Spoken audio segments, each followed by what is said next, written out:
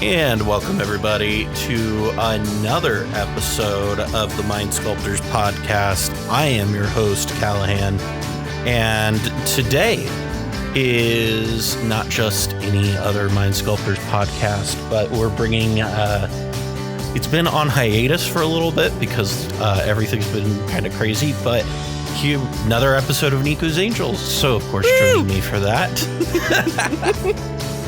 is my good friend Sage.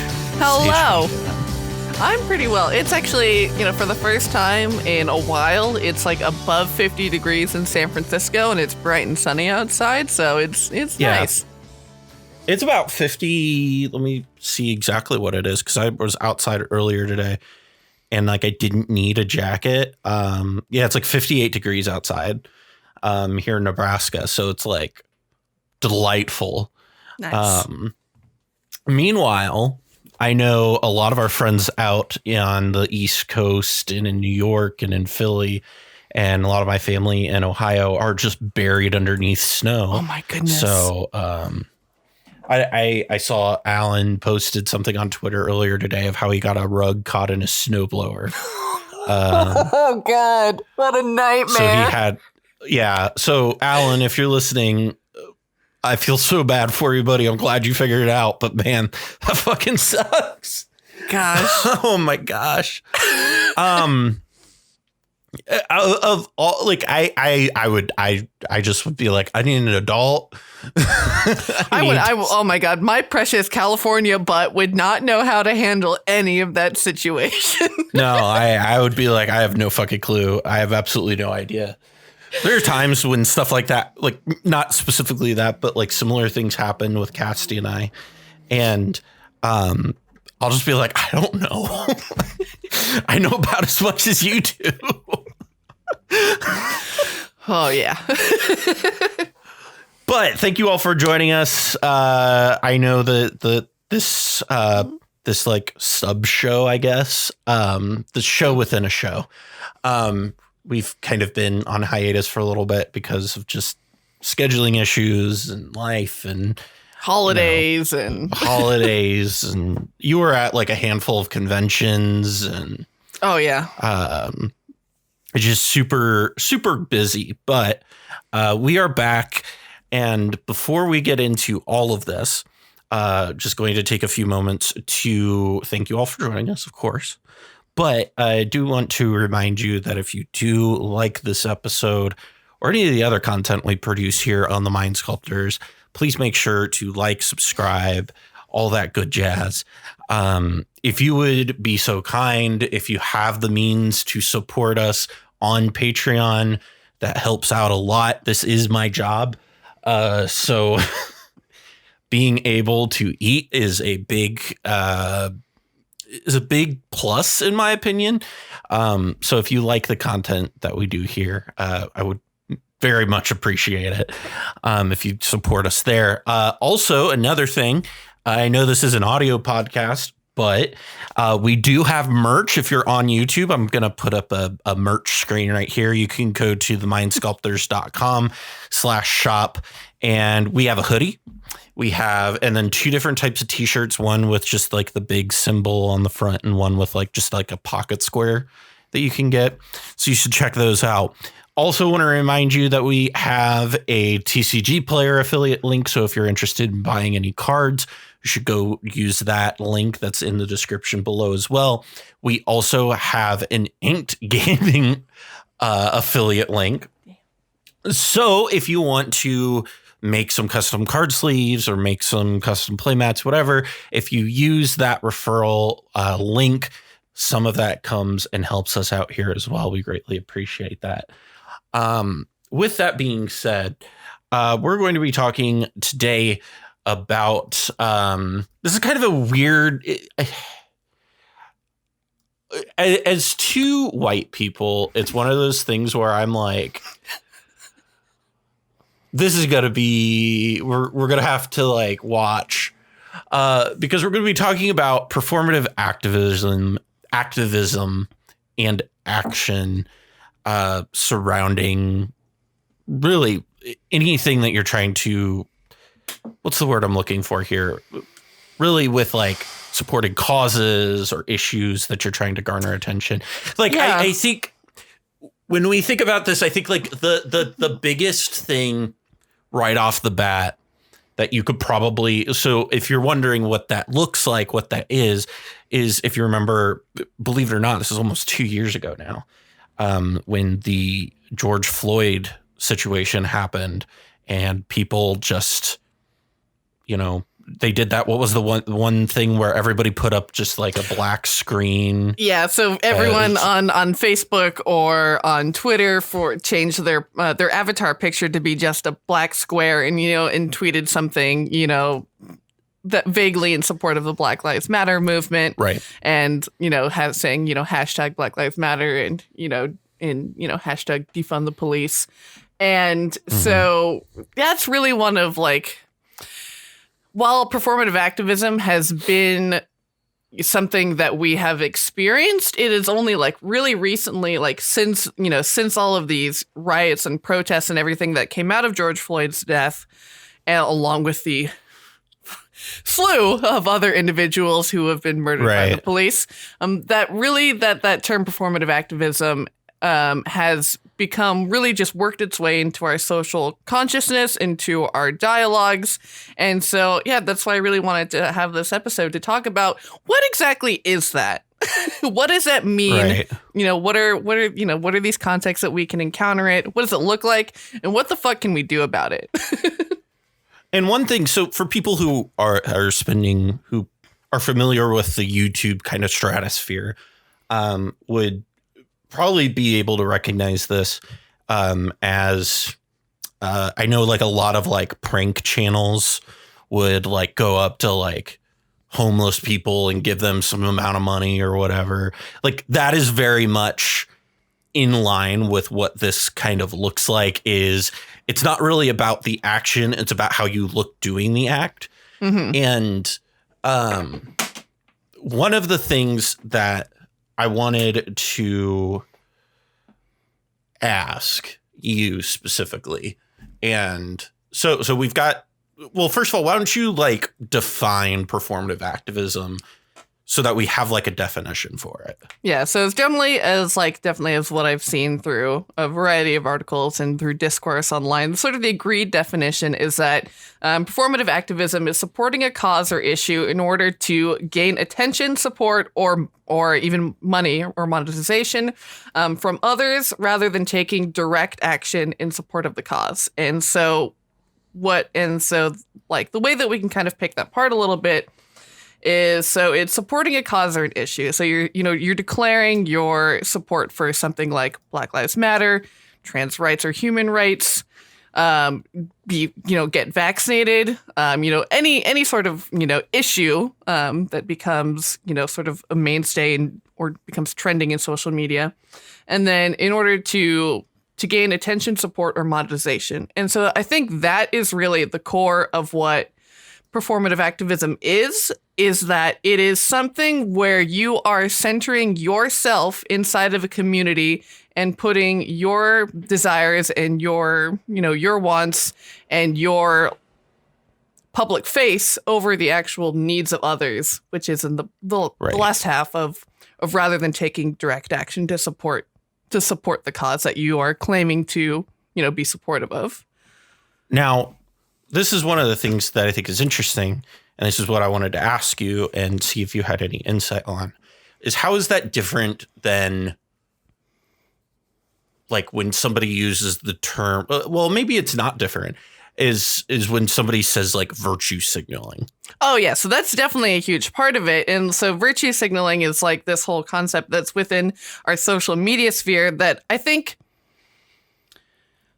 tends to apply more towards public figures of either celebrities, of corporation, of like, faces of corporations, of people. I think generally tends to lead to more people of stature who do this performative activism in order to signal to others, to their followers, to their fans, to their members on the board, to their consumers that, we are in support of this. And that is specifically in order to, build and maintain their profits, their fan bases, and that sort of thing. So that's definitely a large part of it. Right. It's interesting because I don't know how much you watch of H Bomber Guy, but he's absolutely done a lot nothing. of. You should watch. You would love him.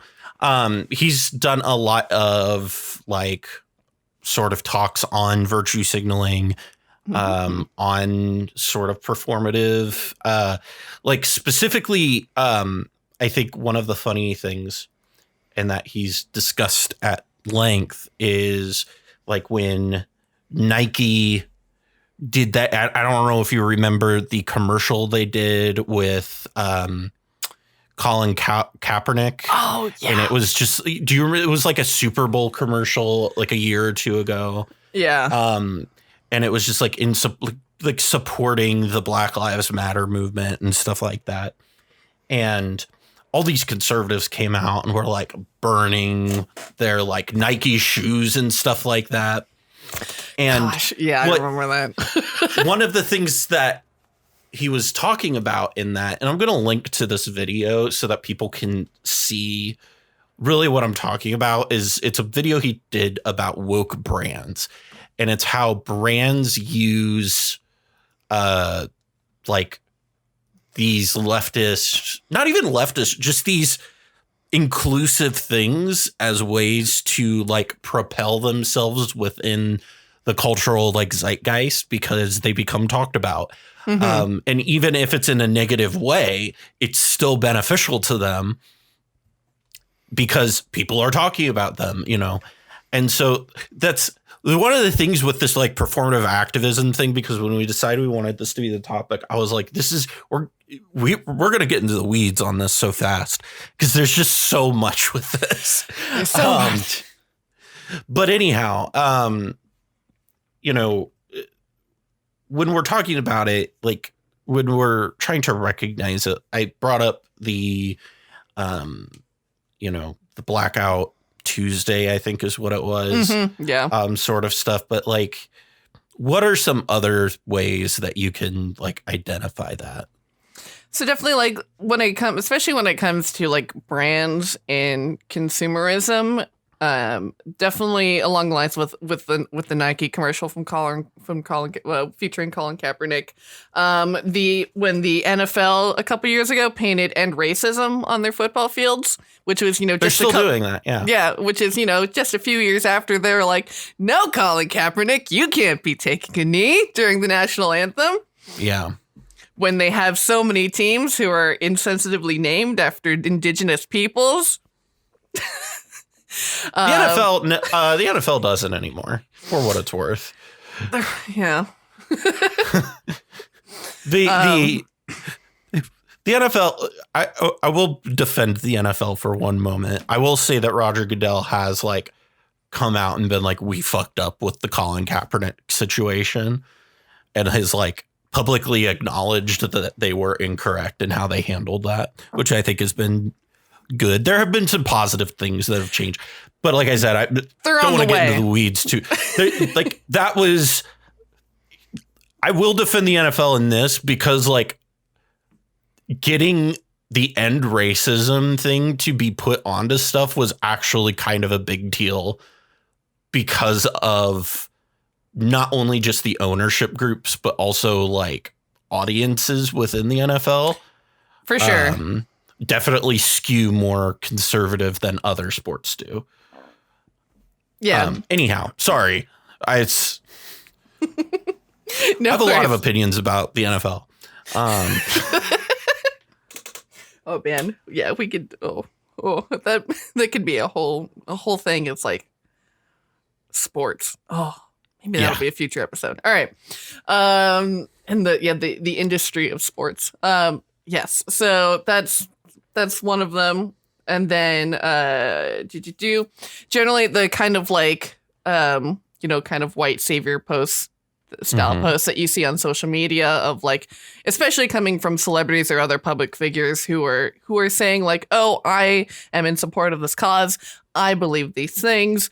etc., but without any sort of action to back that up. And so that's really the key of what makes it performative, is that it's just saying that you're in support of these things, but without actually taking any direct action to demonstrate that.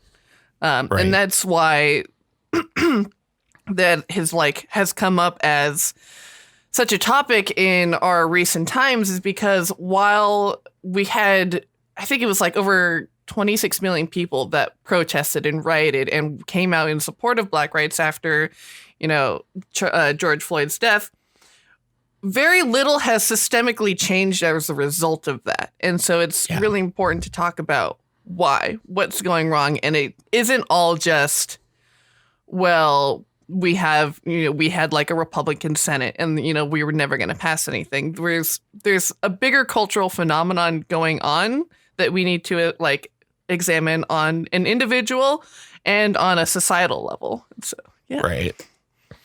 It's interesting because when we talk about how very little has happened, almost nothing has happened, actually. In fact, things have almost gotten worse.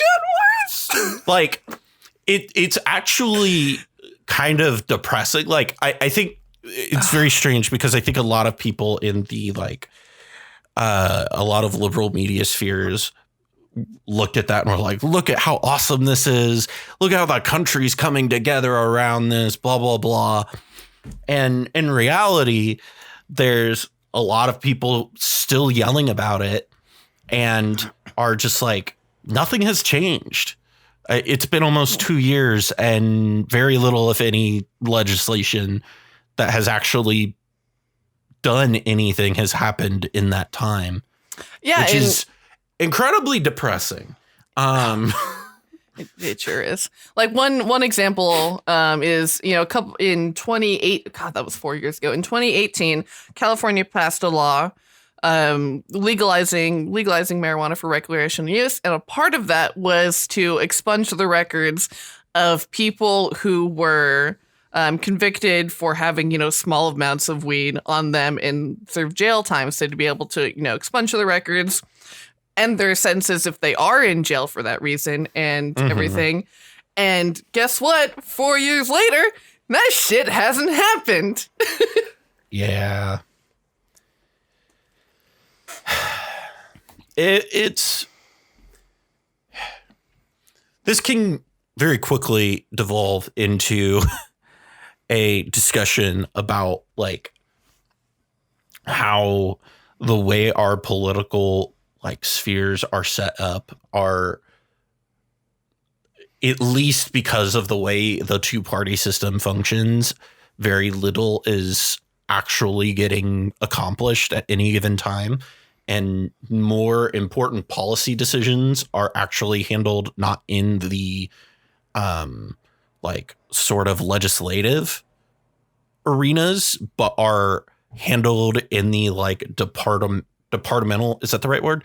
Departmental sort of areas. So whether that's policies on a county level, I think end up being more impactful than the national policies, because those national policies or these even state policies, because of the way that the system is set up, either don't come to fruition or take a very long time to enable, which is, like I said, that's its own podcast. Oh yeah. Yeah, to do a full systemic critique of our political structures in America and the history of them, because that is very important when discussing them, would be, oh man, easily hundreds of hours. But I think we also see performative activism show up in our media as well.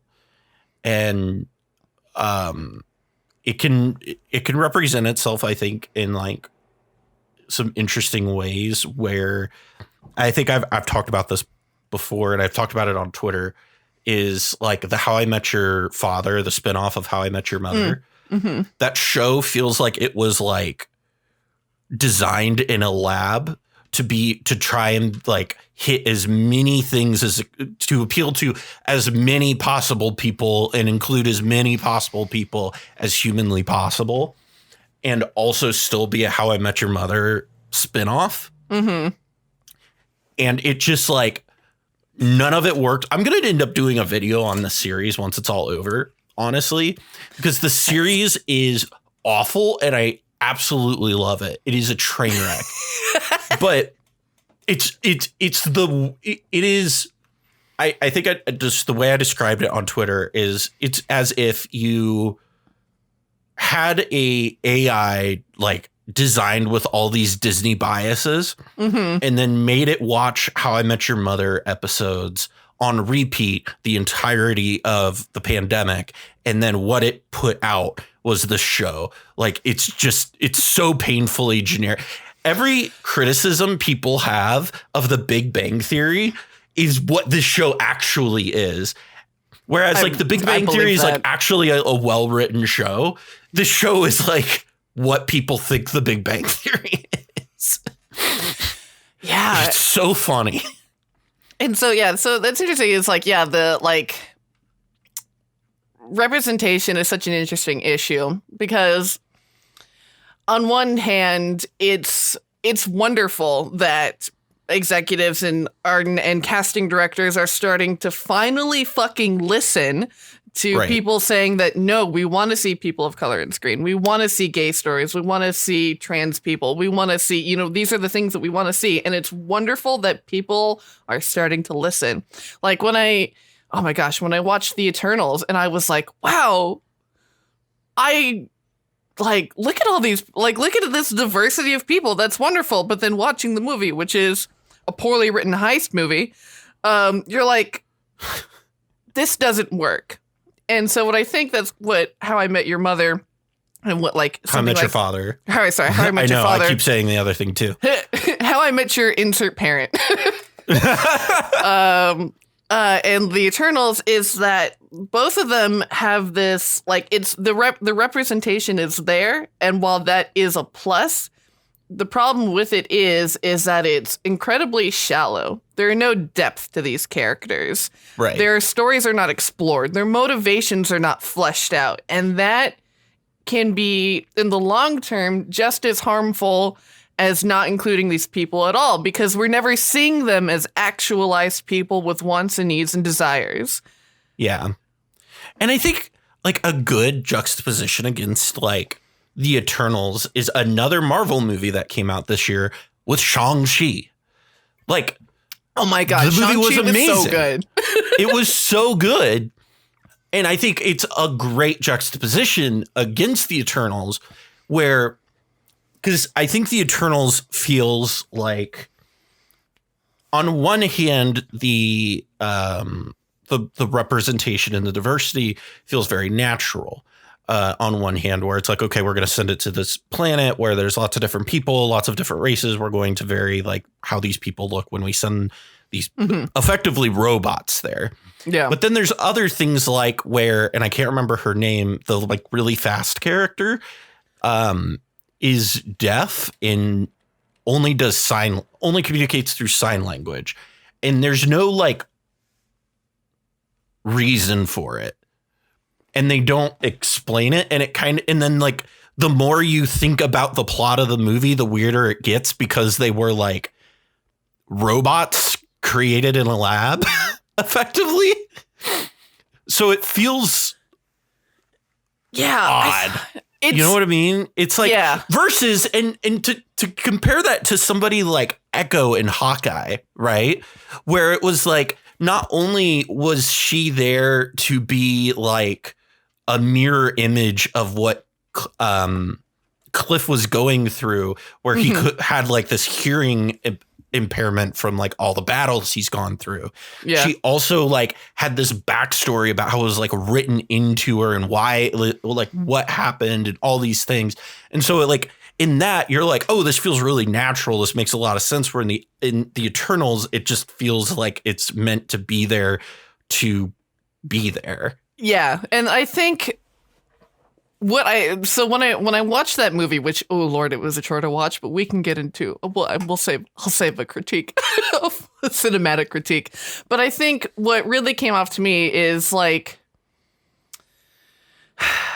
the movie as a whole tried to do so much in their allotted time, and with that, it felt like, because they were trying to cram so much and because they were committed to not doing a series, they were like, okay, we'll just throw in like the most diverse cast you can so that we can make money off of the fact that, that we're being inclusive, and without actually having to spend $10 million an episode producing a short series like they would for Hawkeye or for something else, where if they did take the Eternals and if they did do a full, like, fleshed out, 10 episode series, that would be very different. We could be able to get these very nuanced views of these characters and see their backstories. But the fact that it was just so slapdash thrown together, and you're like, I don't know. I could not tell you any of those characters' names, honestly.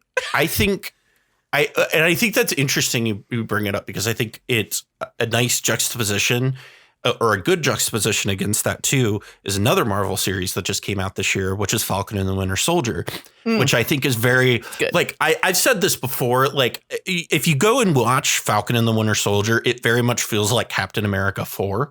And it does. When you go back and watch the Winter Soldier after watching that, you're just like, man, that the Winter Soldier needed to be a series, because the Winter Soldier feels rushed when you go and watch it, by the way. But when you look at something like Falcon and the Winter Soldier, I could see where if they had tried to make that a movie, it would have suffered from the same issues that the Eternals did, because you can only talk about so much in like 2.5 hours. Yeah, there's just not enough breath. There's just not enough time to develop these themes.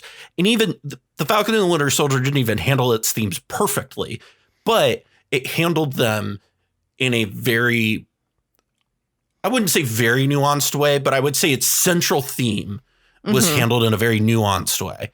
And I think that's very important, because when you look at the Eternals next to it, the Eternals just feel so shallow in retrospect. And to me, it's the one thing I will give the Eternals before I go into dogging on it more is I will say the inventor guy, whose name has escaped me. I remember exactly Icarus's name, and that's it. Oh, and not Athena. Was it Fastos? Fastus, I think. Fastus. Yeah. Yeah, that guy. The gay relationship he had in like the sun, and the way that they just didn't act like it was weird, it was just a thing, I think was well handled. Yeah. And I think like it's like stuff like that I think is like, that was like handled well, but then you also have this other part of it where you're just looking at it like, why? And I will also never forgive that movie for killing Beowulf. Jon Snow. No, not Jon Snow, because Jon Snow's going to be a hero. I need to fucking, all right, IMDb Eternals, so I actually know who I'm talking about. God, I feel like the worst. It's where is it? Why is he so far down? Gilgamesh. That's why. Yeah. I was like, it's one of the old like ancient hero stories. Gilgamesh, who I actually thought was like a cool character in that movie. And like I could talk about the Eternals all day. Why this movie is such a mess. Oh my God. It is, and it's like but you're right though. There are some very redeeming moments in them. Like Kumail Nanjiani, like I feel like he fucking carries that movie. And I thought Angelina Jolie in that movie was amazing. So good. Like, man. Like this is one of the things. Okay, so we're gonna talk about the Eternals. So we're getting into the weeds. Bear with us. About this. The Eternals has this issue of it wants to be Dune, right? Yeah. It wants to be this big epic science fiction movie. And then you can tell that the director, like Chloe Zhao, or she wrote and directed it. You can tell like she has this big vision for what, like this big epic scale vision of it. And then you can feel where Marvel execs came in. And it's almost, it reminds me of Batman versus Superman in that way, where Batman versus Superman, you can see Zack Snyder's like vision. And then you can see where like DC or Warner Brothers came in and was like, okay, we need to do this. And then it just messed the whole thing up. Yeah. And I feel like this is a really good example of it because this movie has like all of these like really big things that it's trying to accomplish. And then it will like completely shift mood where it'll be like so serious. God. And then out of nowhere, people will start quipping. It was you're like, so jarring. Like the movie will be like, legitimately the tone of the movie will feel like you're watching Dune. And that like the new Dune movie. And then all of a sudden you're watching Thor Ragnarok. And it's so weird. Yeah. Oh, yeah. Huge genre shifts in that movie. But, oh, man. Yeah. Yeah. It was. I could do an entire podcast talking about this movie and why I love it. And it frustrates the hell out of me because I see so many good things in it. And it was just so poorly executed. True. Oh my god. Okay, as a side note, it would be really cool to do some episodes like going through the different like segments of Dune since we're both like reading it now. Yeah. And we can because ooh man, there's some problematic shit in there, but it's so Dune good. Gets into some shit. Dune's wild. And I gotta say, I've officially passed where the movie ends. And I never read Dune before the book, before I saw the movie. So I've now passed where the movie stops in the original book. And now I'm like super excited every time I pick it up to read because I'm like, I have no idea what's going to happen. Yeah. That's where I'm too. Yeah, I'm in the Muad'Dib section and I'm like, yeah. Yeah, like this is... Oh my gosh. I love epic sci-fi and fantasy just like in general. So like that's why I really want the reason I'm going so deep into this is because the Eternals I had such high hopes for.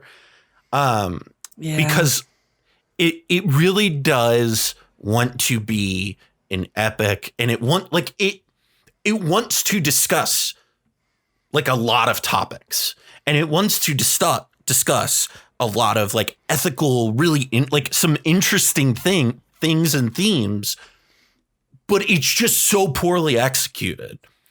And I think even the casting plays a role into that, where some of the casting is just weird. Like you have casting choices where it's like Angelina Jolie as Thena, spot on.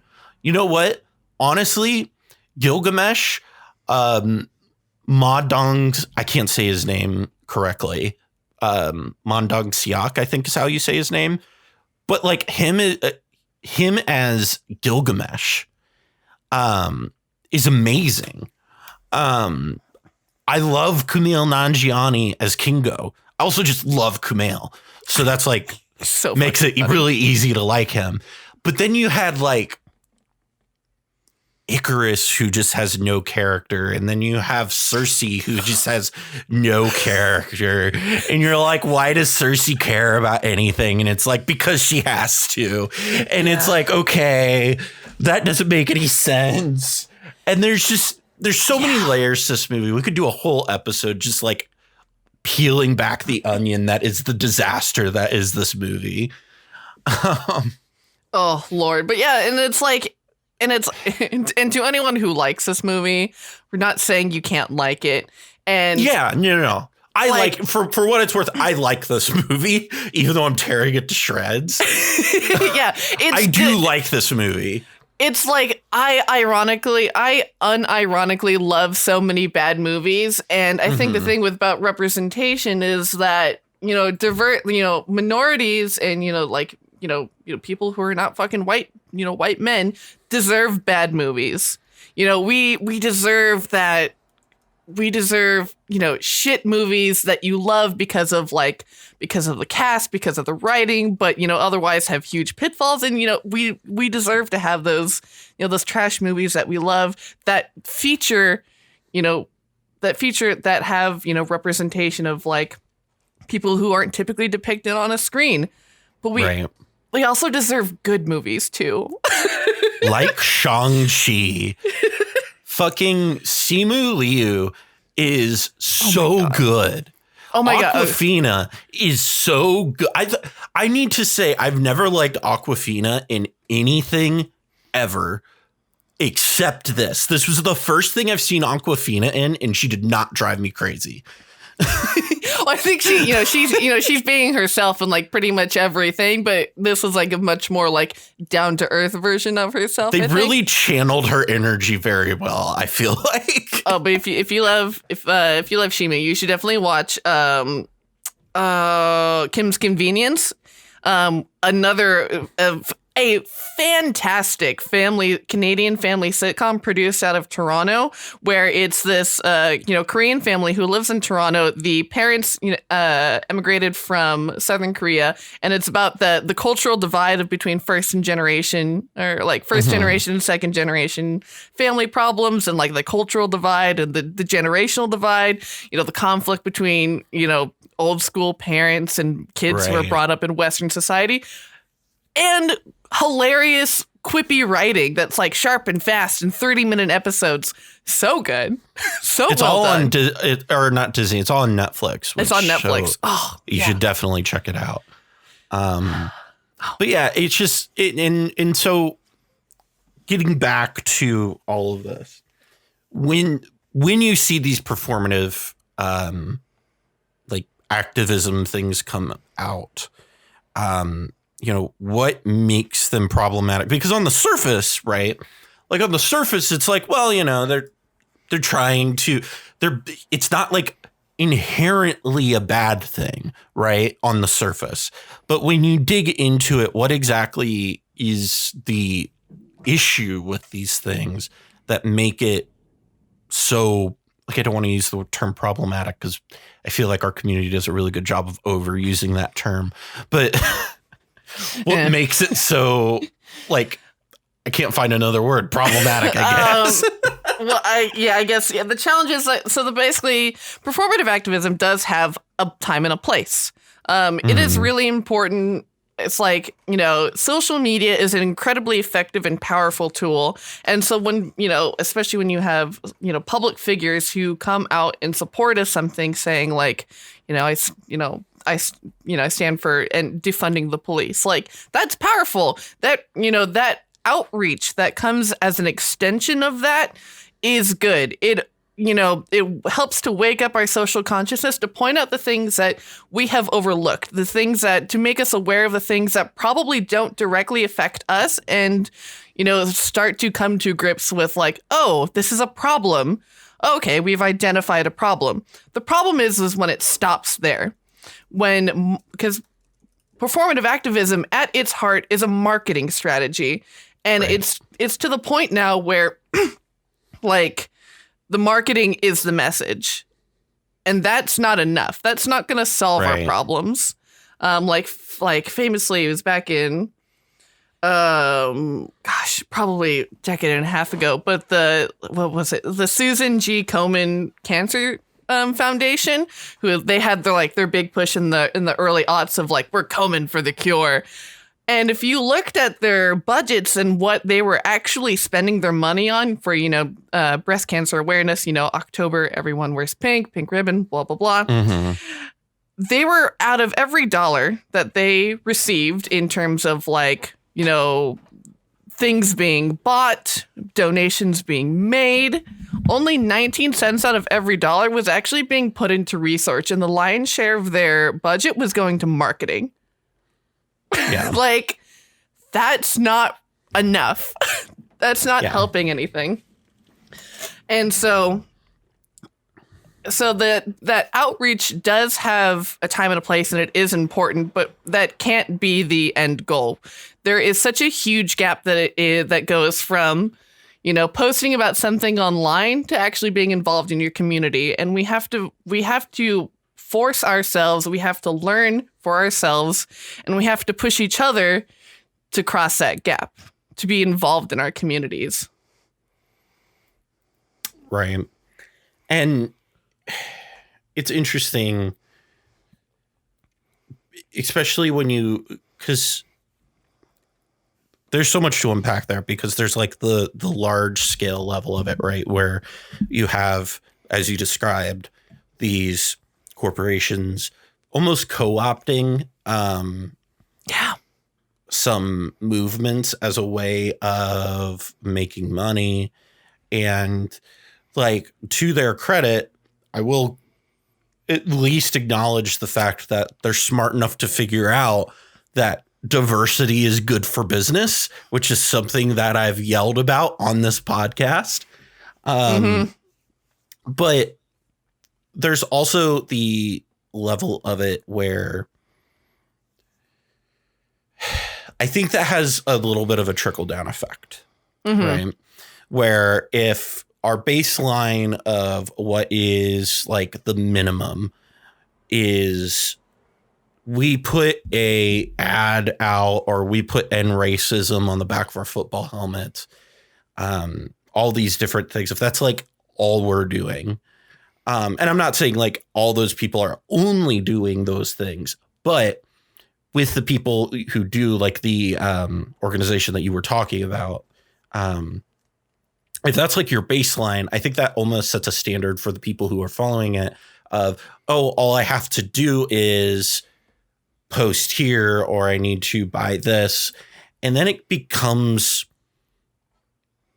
then the conversation stops becoming about this person and it starts becoming about me. Right. Where it's like, oh, well, I bought the yellow bracelet. Right. So I've done, I'm helping in some way. It's not much, but I'm doing my small part. And I think that is where a lot of negative pieces come into it, is where that starts to affect the way that you personally view what supporting causes looks like. Because supporting causes doesn't look like I bought a thing or I sent money to only. Like, there's a lot more to I supported Black Lives Matter. There's a lot more to I supported cancer research. Than just I bought a thing. Look at me, I did the thing. And it almost is consumeristic in that regard. Oh, yeah. 100%. And it's like, of course, yeah, if you are planning, like, the thing, like, so if you want to support a charity, I would recommend not buying merch that's branded for that, because it's very wasteful. If you can, just give direct amount donations. Find your local community organizations and community leaders and be like, donate goods from your house that you're probably not using, like canned goods, old sheets. Sure, it's like living in San Francisco, homelessness is a huge problem and they always need stuff. Like, there are things that, like, instead of just throwing away, like, find a new home for them. And so it's like, and when we have like the demon of social media where, in those months, in that like 6 month span, like right after George Floyd's death, like you can see the trending of the hashtag of Black Lives Matter and how it just inevitably died down. And it's because, we think that like social media has this way of thinking that we are doing so much without actually doing anything, and it's this weird trick that happens in our brain. And there are a bunch of psychological studies on this. that show this sort of, that demonstrate this sort of effect. But it's when you do this sort of like, I've made a post, I'm done. I've established my morals on the internet so that people can see them, and I'm done with it. And you're like, well, right. And there are a lot of other negative things that come out of that, is because when, other people see that, all of these posts online, it gives the feeling that there is so much more that's being done than there actually is. And that in a way actually discourages people from taking direct action in support of these causes, because they see, oh, people got it. All these people they're handling it. They're in support of it. Like, if they're on it, then I don't need to do anything because so much is being done. And that's not true. And so it discourages people from actually taking action. And when you are so vocal about your support, it sort of discourages that quiet support of like sending $5 a month to your local organization, or those other small ways that we do take part in helping these causes, but in ways that aren't loud, Right. And yeah, oh boy. That's why I really appreciate the things that like Alan from Mental Misplay does, and like the Mystic Remoras within the CEDH community, where, we aren't, I feel like very frequently within our community, and this is something I'm very proud of, is that we are frequently raising money for causes. And like, it's awesome. One of those things where I'm like, this is like so cool that we are all pretty similarly minded in that regard, which is really a cool thing about the CEDH community. But so, when we're talking about this, we have here in our notes like a decent guideline of really how to be able to tell whether something is performative or not. And the way we have it written here is, if you're making a post on social media in support of a cause, and if most or all of your sentences begin with I, then you should probably rethink your post. Ask yourself, whose voice is centered in this post? What does this post achieve? What else can I do to bolster efforts for this community or cause? And I think you did a really good job in writing this, Sage, because it's very interesting, because a lot of these posts about whether it's Black Lives Matter, cancer research, whatever, what have you, a lot of it tends to start with, I support this. And it's very like I-centric, if that makes sense. And so how do you, if you are somebody who's wanting to support these things genuinely and aren't trying to be problematic, how would you effectively reframe these things so that it doesn't give the wrong impression, doesn't lead people in the wrong way? Yeah, so this is, definitely. And, so that's the thing, is like, we don't want people to not post about things about these important causes and everything on social media, but it's to be more mindful about how you're doing it, and to focus on not what you think this looks like, but on how this is framed in like an overall greater narrative of, of these causes. And so, starting with, for one, include links to organizations that are, that are actually doing specific community outreach. Give links to creators who are involved in the community, whose work that you want to uplift. Think about, who are individuals or like members of the community who you can uplift, who you can promote, who are doing the work, who you want to bring more attention to that. And I think when you can be able to focus on that, the sort of I and me as subject nature will naturally drop away. If you, if reading books or articles, say like, this author wrote this, incredible article that, and you can say that made me rethink this sort of perspective. Yeah, just be mindful. Right.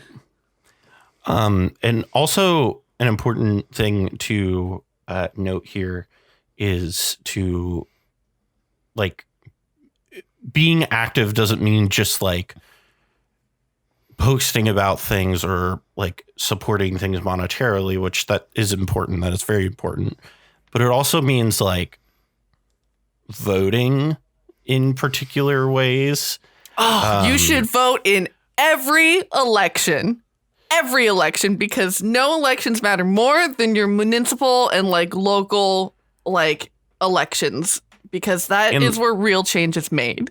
And listen, baby, listen, I know. Listen, I'm a leftist. Voting for Democrats suck. But we need they're about as close as we got right now.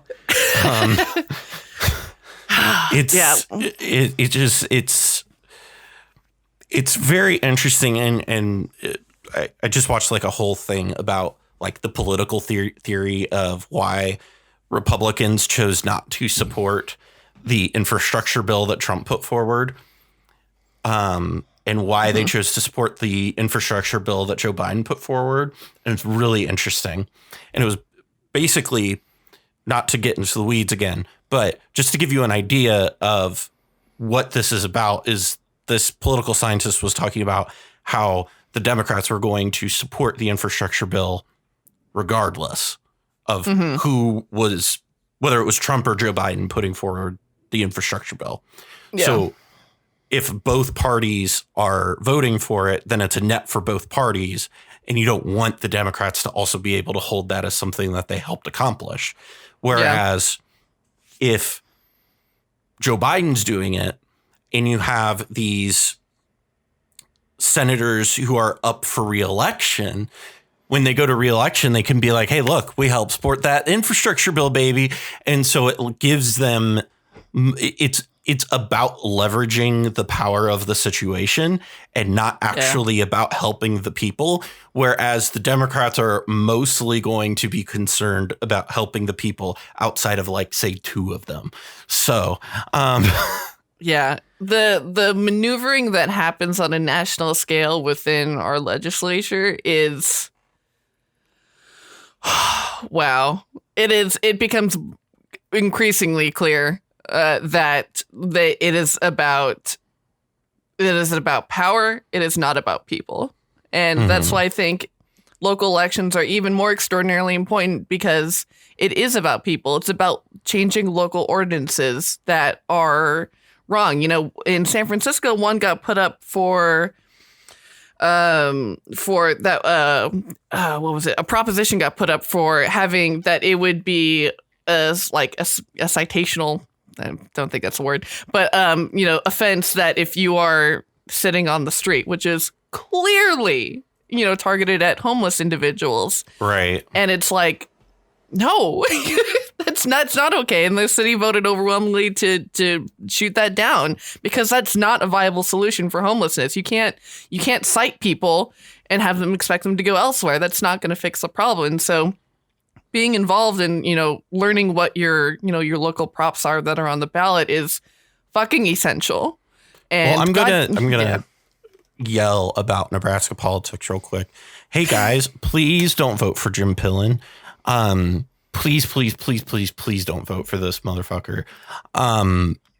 This is the guy. He is currently, he is one of the, he's like on the board of the University of Nebraska, and he has been actively trying to ban critical race theory on the campus. Oh my God. And the thing is that when you ban critical race theory on a collegiate level, that means that you are effectively making like sociology an unaffected, like you can't study sociology effectively. You can't, half of what you learn in psychology ends up being like centered around that in some degree. And like, it's very pivotal to a lot of very important fields. So please don't vote for this piece of shit who likes to hold a gun in his fucking ads. Oh my God, I've seen those on YouTube. Oh no, this guy's like the worst. Like he doesn't even fire it. He just has it in his hand and cocks it. And I'm just like, yeah, cool. You have a shotgun. God, if you're in, and here, I'm going to say this right now, too, because I can feel it coming in the comments. If you don't like when we talk about politics on this show, I'm going to add a special patron tier where you can pay us $1,000 a month and we'll stop talking about politics. Pleasant Kenobi does it. If you want us to not talk about politics, you don't want us to get political, you don't want us to get into these things, put your fucking money where your mouth is. Pay me $1,000 a month and I won't bring it up again. Pay my rent. I'm dead faced. Seriously. If you don't Challenges like it, out there. If you don't like it, you don't have to consume this fucking free content. Like, yeah, yep. And if you don't if you don't like our stances on these things, you probably should not follow us. you probably shouldn't be here. You're in the wrong classroom. Turn around, down the hall. Oh, if what we have said today bothers you and you think that like we're wrong and that like, man, all this, like all this stuff is like blown out of proportion. All this blah, blah, blah. bullshit. All this woke bullshit. You can just go fuck off. Don't leave your comments and just keep it to yourself and move the fuck on. Yeah. Yeah. That's how I feel about it. Listen, I don't go into Tucker Carlson's comments and was like, you're a fucking idiot. He is, but I don't do that. Right. Like if you disagree with me here, first of all, you're wrong. Second of all, you can just not leave a comment. It's beautiful. Yeah. I'm going to get so much pushback on this episode because I fucking hate conservative bullshit. I can't wait. And that's the thing too. And another good point to bring into that is like, take your discourse offline. Like getting into fights in people's comments is not helpful. Yeah. Like making angry, irate YouTube comments, making Reddit threads, getting in arguments there, it's not helpful. What is helpful is talking with your friends, your family, your community members about these issues. That's what's going to help. Like, make a scene at Thanksgiving dinner. Tell your fucking Nazi uncle that he's a shitbag and that gay people are people. Like, you need to call these people out that are in your community because their opinions are not going to change because of, and it's also important to contextualize that though, because there are some people who aren't just like alt-right assholes who just don't know better and literally just need to have a conversation. And I think you need to use discretion with how you like yell at people, in my opinion. For sure. Because if you yell at everybody that you come into contact with, you're like, they're just not going to respond to you. That doesn't mean that everybody does that. There aren't people who don't deserve to be yelled at. However, like, just be careful. Like, not every, like, if you, like, there are some people out there who, like, there's generational things, there's cultural things, there's also just all these things that have been built into them that are baked in there for 70 or 60 or however long years. And they just don't know any better because they haven't left their little nook of the world. And yelling at them doesn't fix it, right? But having conversations does. Yeah. And now, if you want to yell at your racist ass uncle who's being a piece of shit, go for that.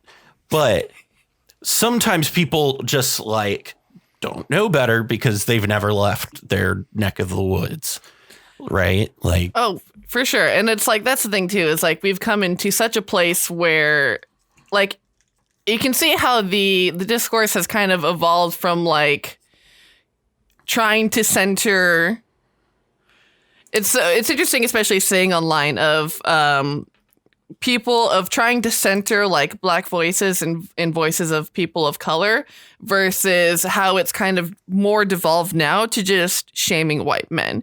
And shaming white men is not useful. It's not a useful thing. Shame, because the thing with shame is that like if you're casting shame and judgment on someone, you're just like putting them out there as like, well, I'm not that. I'm not doing that. They are, and that's a problem. And that's not useful. Like the way that I always try to approach conversations around sensitive topics with people is like, it's like trying to tell your friend that they have spinach in your teeth or like a flake of pepper.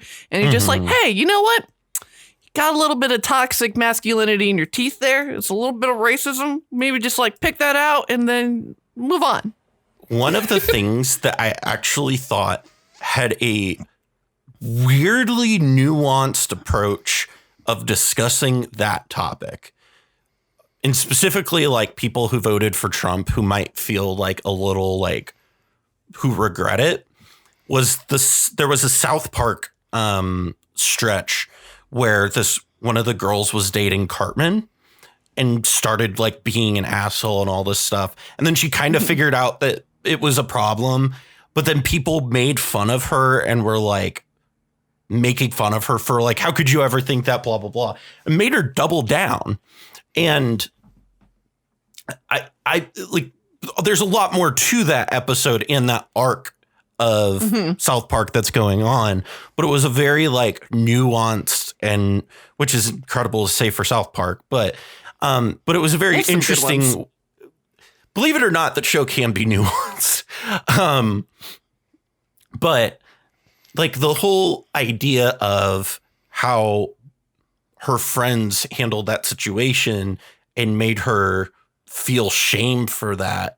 And it made her double down on wanting to be with that person when that person was the stand-in for Trump in that situation. Right.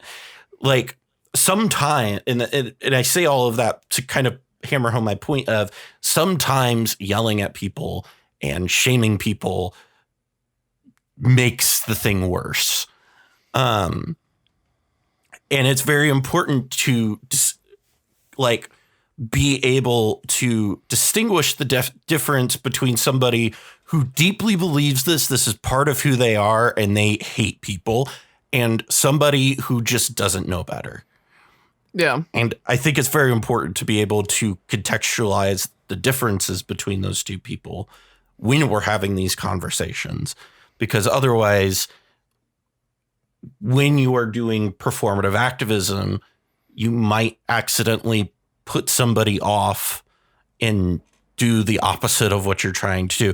This is such a delicate balancing act that it's, I understand why it's infuriating to try and do, and why a lot of people just like do the bare minimum, because it is so hard to balance effectively.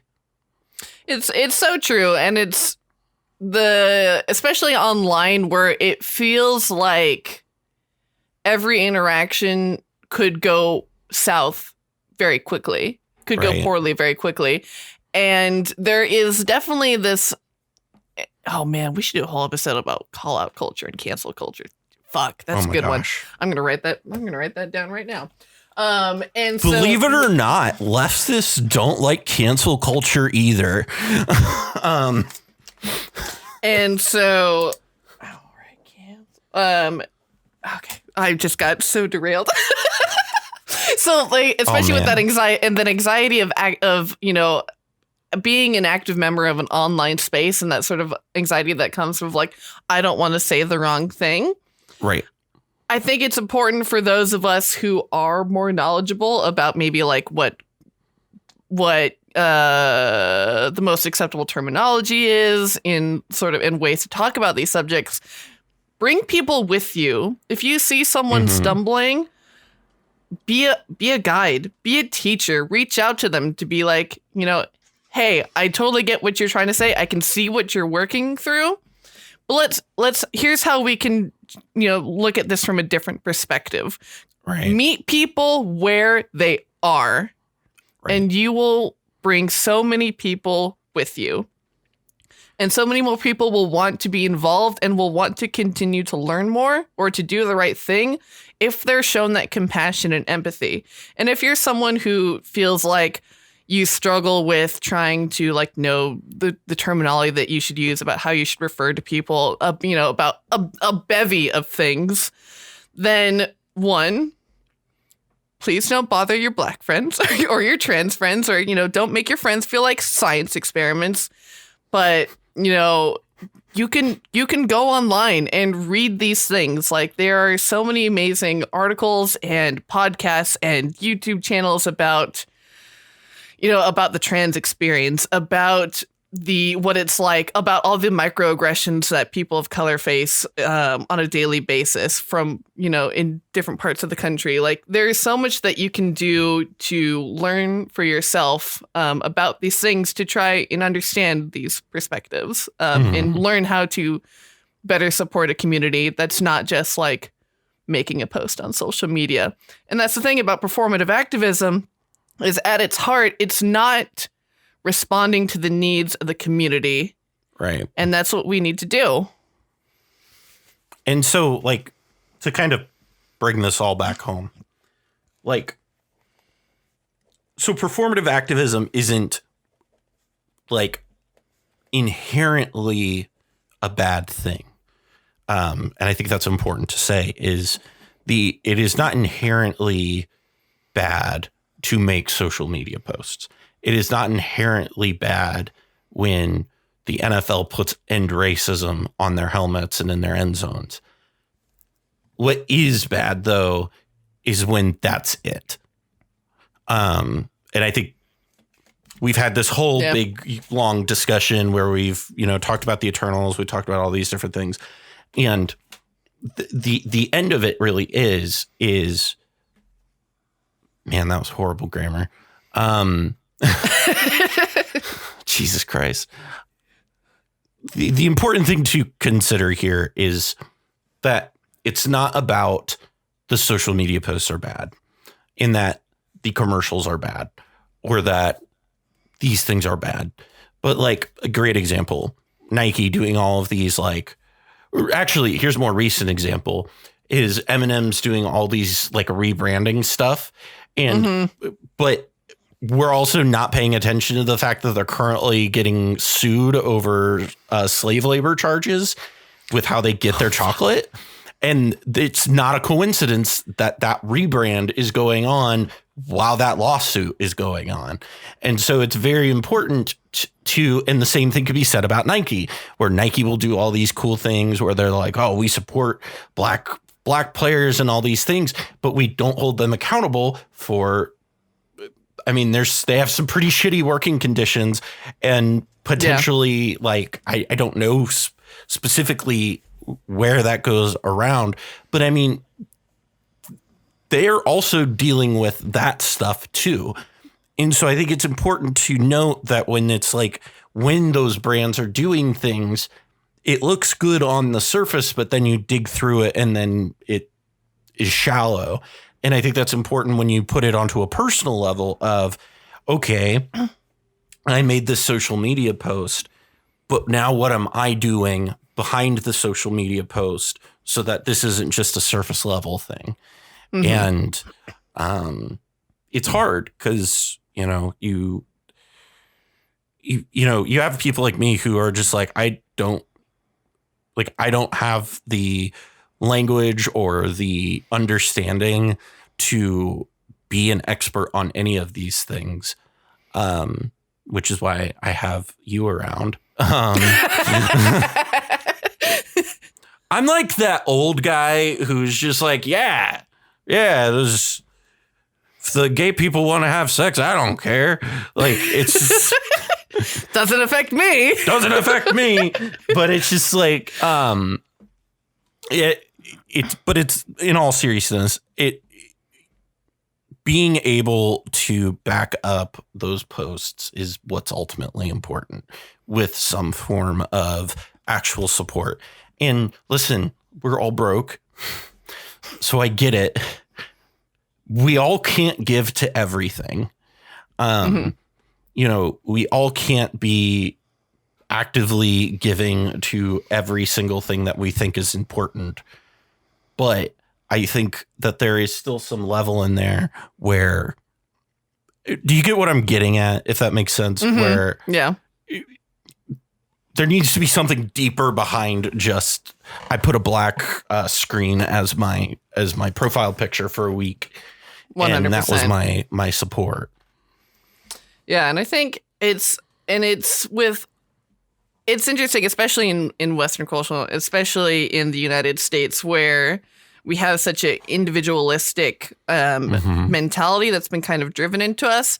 And it's quite the contrast with how global our world has become, how like the awareness of it, our global awareness, our global trading, how all of these, nations are connected.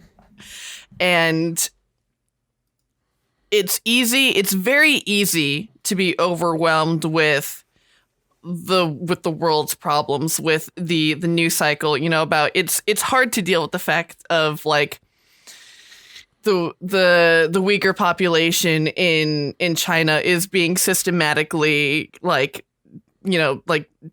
it's like having a systematic genocide against them, about the Taliban takeover, about God, like there's a lot, and it's exhausting, but it is not but the mental exhaustion that we feel is nothing compared to the exhaustion that those people experience in their everyday life. Right. And so learning when to take breaks from social media, from the news, and so that you can be in it for the long haul is essential. And these are lessons that we need to learn from these communities who have been pushing these causes, who have been fighting these fights, because at the end of the day, Black people don't get a break from being Black.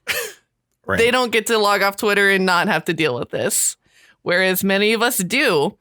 And it's being mindful of giving them their space, centering their voices, and doing what we can to, take apart this systemic violence that occurs on all levels of government and in culture.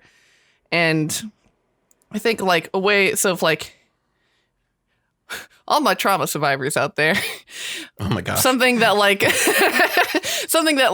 my therapist has said to me is that we as trauma survivors, we are not responsible for our trauma, but we are responsible for our healing. And I think that's true on an individual level as much as it is on a cultural level too, that we are, as a white person, I did not enslave Africans in 1649. But I am responsible. I'm in part responsible for the healing of that trauma, of doing what I can, of checking my privilege and using my privilege when I can for the benefit of others. Yeah, I really absolutely agree with you on all of these points. Hi, Athena. What's up? My dog is jumping up onto my chair. Sweet baby. So what are some good resources for people who are wanting to kind of educate themselves more and get a little bit more knowledge under their belt around these sorts of topics? Oh, man. So one of my favorites, especially if you're interested in learning more about police brutality and the history of that, The New Jim Crow by Michelle Alexander is a fantastic introductory book where she draws a direct line from slavery in the United States to the police force of today, and shows this through line that has carried us through, that has affected so much culturally in our society, and how much politically it has been built around. Reading articles about colonialism, about the effects of that in our Western culture, really gives you a way to help sort of unpack many of these things that are in these cultural touchstones, about white savior mentality, about imperialism, and doing everything you can to challenge long-standing beliefs that we kind of take for granted. Take that time to unpack those, talk to people about them. Mm-hmm. It's good. It's good to get words out and to put things to paper. Right. Well, that about wraps things up for us here. Really, I would say so. dove into some stuff there. Sage, where can people find you outside? I know your information is in our link tree, but for people who want to find you directly, where can people find you? Hell yeah. So if these are things that you want to talk to me about, please feel free. My DMs are open on Discord and on Twitter at Staff of Sage on Twitter and Instagram and whatever. Like, talk to me. I love talking to people about this kind of stuff. Like, it's one of the reasons why I get up every day. And so, yeah, with that, I stream weekly with the Venture Maidens every 2 weeks on Mondays, Rewind Path of Prophecy, of which Callahan is one of my wonderful players, where we play a thorough set D&D adventure with some other super cool people, also including Charles from the Mind Sculptors. But yeah, so just follow me on Twitter at Staff of Sage. That's where you'll see my weekly schedule of all the things that I'm doing and talking about. And yeah. We want to give an extra thanks and shout out to some of our patrons who give just a little bit extra than everybody else. Right now, Dr. Michael Levine, CZ, Diane Cheese, Jason Bialik, Matt Boehner, and Senior Coupon. If you too would like to become a patron and support what we've got going on over here at the Mind Sculptors, check the link out in the description. Also, if you want to go support stuff that we've been talking about instead, also do that. I would also put my stamp of approval on that. But thank you again for joining us. And from all of us here at the Mind Sculptors, I'm Callahan, and we'll see you next time. I'm in line with the stars, I'm in sync with the earth. 10 toes deep, flower child from the turf. I never switch sides, like even when I die, I'm a ride for the squad, ladder ties in a hearse. I've been on the vibe, kinda hard to describe. I'm in between, I'm good and it's fine, but I'm tired of the grind. Then I come alive in the night to realize I'm in the middle of the time of my life. I never so packed for the stack, never lied on the rap. Got a bag from the way that I write it. Queen looking Tyson, do that ass survive, doing 80 to the house. Then I hit it to the sky, change haters on a tirade. Talking to the crib in the face, be still, let that hate stuff fade. We all want the same, we all want a meal in the safe. I wanna live like I'm trying to reach enlightenment. Trail spill from my lips, feel big from the bib. Take a sip till I pass out. Try and get grit, but it don't make sense, cause you can lose life on this fast route. Yeah, turn thoughts to a cash cow. I might flip that to the glass house. I don't need the accolades, I'm in love with the chase. I just wanna eat, save a spot at the table. Beast with the slap, pin myself on the map. You long with the wind, but we knowing that it's capped. 5-hour flights, couple nights at the flat. To be real, couldn't see me making moves while I'm at. I'm still on the grind, limit time when I chat. I'm burning down sage, keep the demons away. When I write it, give a piece of myself to the page. I don't do it for the praise, love, that's just how I'm made. Truth in the glass in the mirror. Yeah. Do it at me, old man, trying to pass in the fear. You're the first one to talk, but the last one to hear. Eyes blurry, but I couldn't see the